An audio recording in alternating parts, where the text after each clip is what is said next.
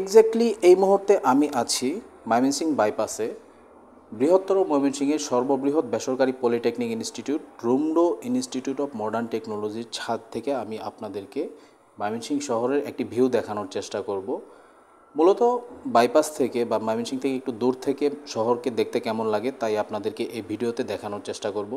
অত্যন্ত চমৎকার মনোরম পরিবেশে এই প্রাইভেট প্রতিষ্ঠানটি অবস্থিত, যা শহর থেকে 2-3 কিলোমিটার দূরে। ভিডিওতে আপনারা গ্রামীণ পরিবেশ দেখতে পাচ্ছেন। প্রচুর সবুজায়ন রয়েছে এই অঞ্চলটাতে বাইপাসের চারপাশে। এই যে এই রোডটা দেখতে পাচ্ছেন, এটাই হচ্ছে ঢাকা বাইপাস এবং ময়মনসিংহ বাইপাসের মাঝামাঝি যে রোডটি, অর্থাৎ ময়মনসিংহ বাইপাস। পুরো ভিডিওতে আমরা ময়মনসিংহ শহরের একটা ভিউ দেখার চেষ্টা করব দূর থেকে।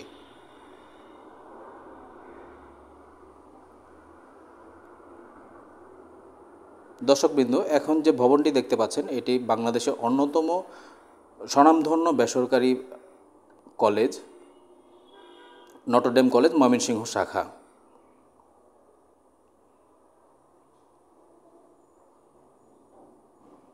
তারপরে আস্তে আস্তে আমরা এখন যে অঞ্চলটা দেখতে পাচ্ছি সেটা বাংলাদেশ কৃষি বিশ্ববিদ্যালয়, যা দক্ষিণ এশিয়ার সর্ববৃহৎ এবং সর্বপ্রথম কৃষি বিশ্ববিদ্যালয়।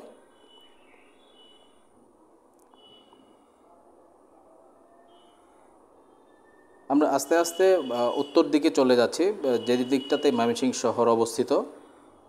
ভিডিওতে আমরা দেখতে পাচ্ছি ময়মনসিংহের অন্যতম সর্ববৃহৎ বেসরকারি প্রাইভেট হাসপাতাল, যা স্বদেশ হাসপাতাল নামে পরিচিত। দর্শকবৃন্দ, আপনারা হাসপাতালটি দেখতে পেলেন।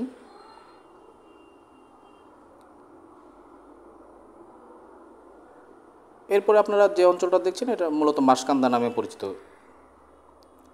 মাসকান্দা বাস স্ট্যান্ডটা ওই দিকটায় পড়েছে।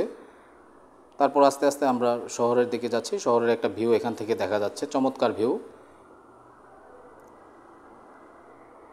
এই তো এটাই আমাদের ময়মনসিংহ, প্রাণের ময়মনসিংহ শহর। বাইপাসের আশেপাশে প্রচুর ইটভাটা রয়েছে। তো এই ইটভাটাগুলো এখানে থাকবে কি থাকবে না সেটা সিদ্ধান্ত সিটি কর্পোরেশন এবং পরিবেশ অধিদপ্তর নেবে। মূলত সিটি কর্পোরেশনের আওতাধীন জায়গাগুলোতে ইটভাটা থাকার কথা না, তারপরে এগুলো দীর্ঘদিন যাবৎ চলে আসছে। সম্ভবত এগুলো আস্তে আস্তে এখান থেকে সরে যাবে।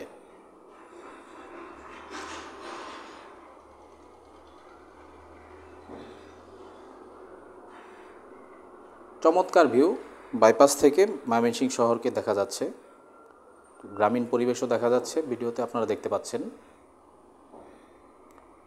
ধন্যবাদ সকলকে।